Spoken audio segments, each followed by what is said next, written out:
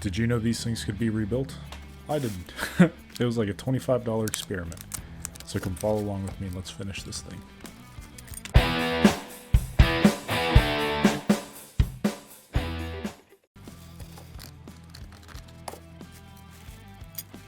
Hey guys, Octane Restorations. Today we are back with the 1988 GL1500 Part 21. This is the rear shock rebuild and installation. So, go ahead, stay tuned. We're going to get this thing rebuilt and get it put back on this motorcycle.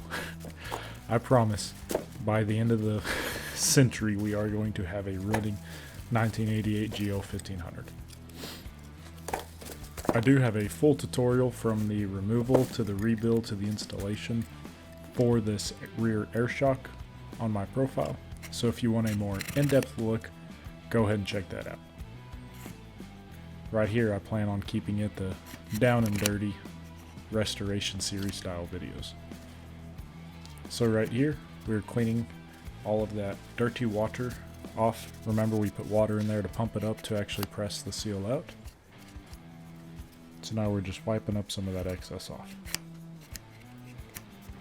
Anytime I work with seals, I like to have a clean workspace. So right there I put the guide bushing in, and now I'm going to wrap the top of the shock with electrical tape. You just don't want these welds to mess up that seal. There's that part number if you plan on doing this. And we're going to be using ATF as our suspension fluid instead of the SS7 suspension fluid. It takes 140 milliliters of it. Or just using ATF. ATF does contain non-foaming additives, which is a good thing. I'm just applying some with my finger onto the seal to give it some little lubrication to get on there.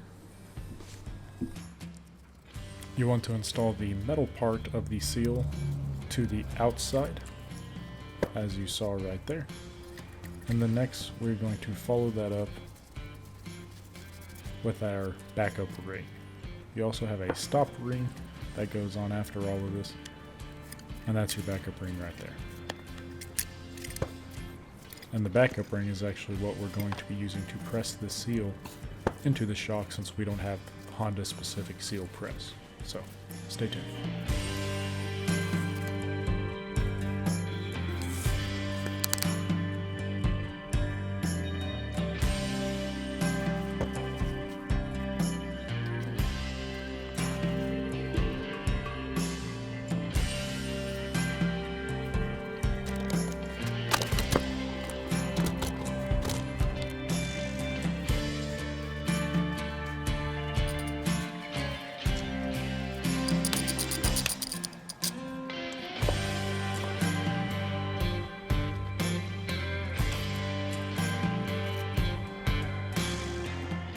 As you saw, I have the guide bushing down in there.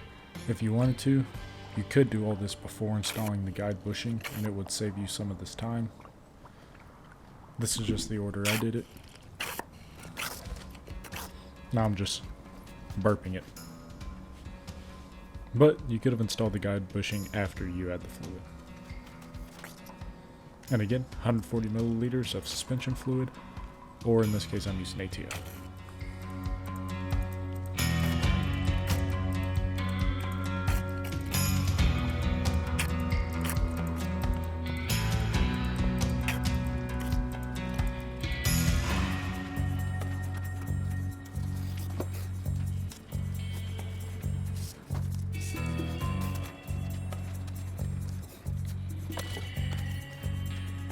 So how do we get this seal in? The old-fashioned way. Very gently with a flathead screwdriver on that backup ring right there. Just giving it a few nice gentle taps all the way around until we get that seal all the way down there and seated. Again, we don't have a seal press like Honda has. Theoretically, all you need is something cylindrical that you could apply pressure to downward. You don't want to apply the screwdriver directly to the seal, otherwise you can damage it. So that's why I was applying the pressure to the backup ring, because it is a metal seal. Now this is the stopper ring that we just installed.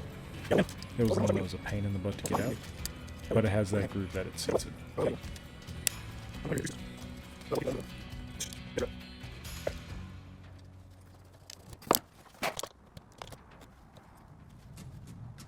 So we flipped it upside down and it's doing what it's supposed to do. It's not leaking, it is springing back, so no vacuum is being created. And hopefully it's going to absorb some shocks. Hence the name, shock absorber. Right here I got this generic boot that some of the forums recommended, so I'm going to try my luck with it. First off, I'm going to clean the shock with acetone. You do want as good of a seal as possible to keep the dirt out, because that's what the job of the boot is for, is to protect the seal from dirt. Whenever dirt gets into the seal, it creates micro scratches and it can cause it to leak fluid and not seal properly. So I'm just creating the cleanest surface I can, and then we're going to install this boot.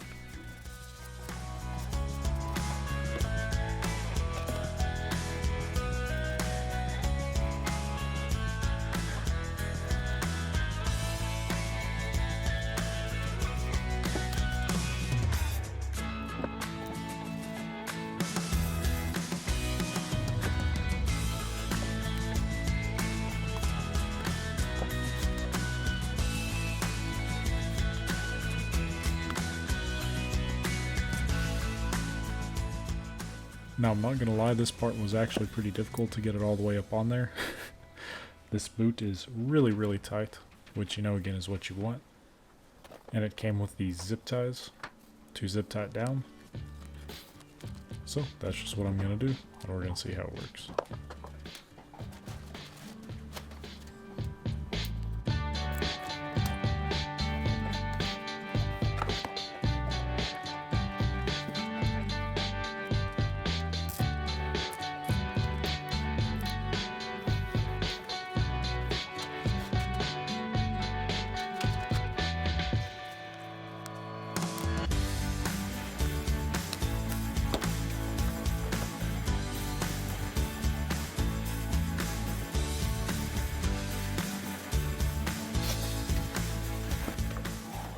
This is what it looks like completed. We've got the top zip tied down, and we've got the bottom zip tied down as well, so hopefully there will not be any dirt in there. Remember, you want to cut around the zip ties. Do not cut them at a 45-degree angle. They will be very sharp and they will poke you. Ask me how I know. Cut them on a straight angle. Not a straight 45-degree angle, horizontally. But now the fun part of installing it, which is pretty much just the exact same as removal. You do got to take that little adapter out, if you have not at this point, before installing it, because that's where the air hose goes.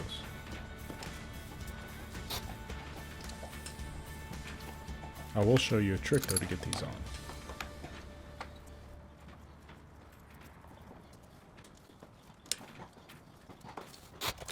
So the caveman way to do it is to just brute force it. You know, you just put a screwdriver in there on that bottom ring and you just keep pushing down to get it lined up into that hole. But we're not cavemen. We have technology. And let me show you exactly how the easiest way to do it instead of trying to brute force it.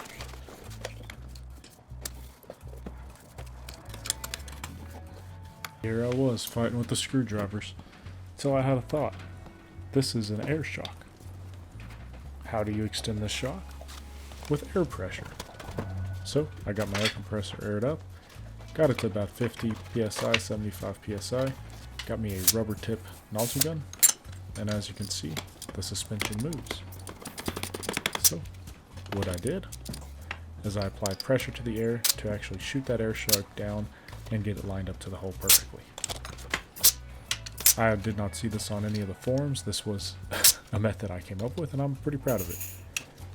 So guys, this is Octane Restorations. This was the 1988 GL1500 21 rear shock rebuild and installation. Thanks again for watching the video. If you have any questions, leave in the comments. See you next time.